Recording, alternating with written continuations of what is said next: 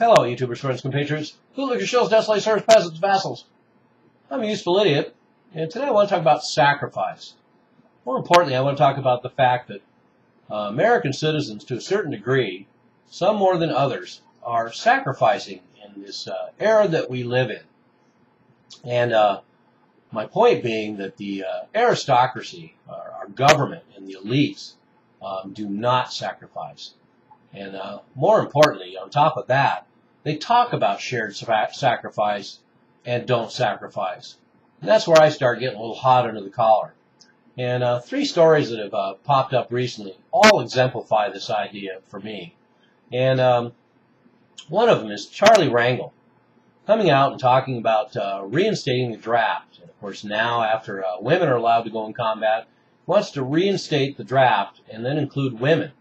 So everybody to go through 2 years of mandatory military service. And that idea may or may not have some merits, and that's worthy of another discussion another time. But in Charlie Rangel's hands, I certainly don't approve. I don't approve of the draft, and I don't approve of Charlie Rangel talking about the fact that Americans have no skin in the game. They don't have to sacrifice during war. How dare you, Charlie Rangel? You got a lot of nerve to talk. How many people in Congress have to make any sacrifices? First of all, over the last 4 years of economic collapse, most of Congress has increased their net worth by considerable amounts, so they're not making sacrifices there. And people like John Boehner spend twice as much on golf a year as the median yearly salary in America, so he's not really sacrificing either. Nancy Pelosi gets to fly deluxe on the American taxpayer back and forth to California all year, and that's not really much of a sacrifice either. But to suggest that Americans haven't had to sacrifice, I would like to see all the sons and daughters of all the congressmen go over and fight these wars, not the children of the poor, the working class, and the middle class. But I guess that's not sacrifice enough, or it's not sacrifice enough that our country's broke now after all the empire building and 10 years of war in Iraq and Afghanistan, and little hot wars all over the globe now. And America has to pay for that. In fact, John Boehner even came out and said that Americans can't retire until they're 70 because we have to pay for the wars. But apparently Charlie Rangel hasn't heard about all these sacrifices that Americans are making. So anyway, I guess I'll let him off the hook because he could just be, your average bureaucratic dumb fuck. And speaking of bureaucratic dumb fucks, then we get to the head of the Government Workers Union. So there was a pay freeze on government workers a couple years into the economic collapse. And then the pay freeze was raised by Obama, and they immediately got a 0.5% pay raise, and now they're getting another 1% pay raise. And the head of the Government Workers Union finds that unacceptable because the average pay of the government workers is somewhere between $50,000 and $75,000 a year, but they just don't want to share the sacrifice with the rest of the Americans who are having their houses foreclosed on, getting laid off from their jobs, and dropping off the unemployment ranks. But that's the kind of sacrifice that normal Americans have to have out in the free market. The government union doesn't want to be subject to those same sacrifices. And why should they? They can spend every last penny they make of their exorbitant salaries because they get fat pensions at the end. So unlike Americans below who are trying to save and have Ben Bernanke punishing them with a low savings interest rate, they just get fat pensions. And so it doesn't matter what Ben Bernanke does. But for us savers out here, we have to sacrifice. That's right, we're sacrificing.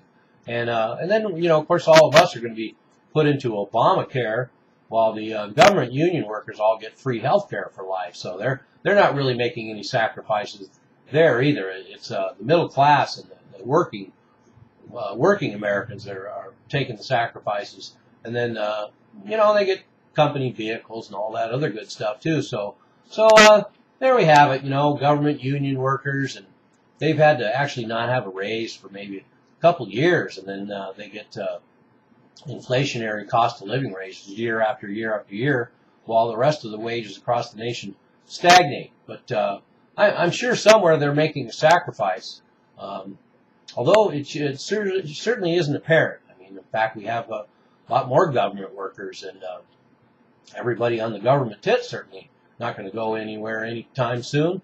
So there's that. So there's some more sacrifice that working class and middle class Americans and working poor Americans and poor Americans are making that government union workers don't want to share, and congressmen like Charlie Rangel don't want to share. And last but not least, of course, we have Obama, Barack Obama and Michelle Obama. And I remember that speech that Obama gave when soon after he came into office. He talked about the hardships and sacrifices that Americans must make, and we're all in it together, and that maybe Americans might have to take one less vacation a year. And that was his idea of suggesting Americans could maybe have to be a little more frugal during this time. He likes to talk about shared sacrifices. In fact, Michelle Obama loves to give very poignant speeches about sacrifice and how we're all into this together. And how can people, more importantly, she wants to ask the question about how can people enjoy such luxuries and extravagances knowing that all across America people are suffering, and all across the globe people are suffering. Yet that didn't stop Michelle Obama from taking 16 vacations in the last 4 years. That's right, 16 vacations, and that's just the ones with her and the kids at a cost of $12 million. So that's 4 vacations a year, and they're good vacations too. They're Aspen, Spain, all kinds of great places. Of course, the best accommodations, surrounded by millions of dollars worth of taxpayers' money and Secret Service protection and police and everything else. And certainly I don't want to let Bush off the hook, or the Republicans, because of course Bush spent every other weekend at Crawford Ranch as well. But he wasn't really talking about shared sacrifices as much as Obama and Barack Obama and Michelle Obama talk about shared sacrifices, and yet they get to take a vacation every season. Well, like most Americans. I know most Americans have a summer home, and they have a $1 million cottage in Hawaii, and then they get their own private beach, including armed protection. And most Americans enjoy those kind of privileges. Most Americans enjoy the privilege of being able to take a vacation in the spring, take a vacation in the summer, take a vacation in the fall, and take a vacation in the winter. So anyway, of course that didn't happen. So Barack and Michelle Obama don't appear to be sharing the sacrifice. Hardly that. Indulging in designer clothes and lavish vacations, and taking all the kids along, and all the staff and all their friends, and good stuff. So anyway, that leaves the sacrifices to you and me, and all us middle-class Americans, and all us working-class Americans, and all us poor Americans.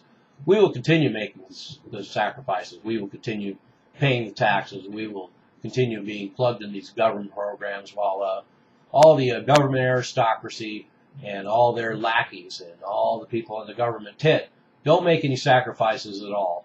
So it's all just more empty rhetoric, as usual. I'm a useful idiot. Don't you be one too.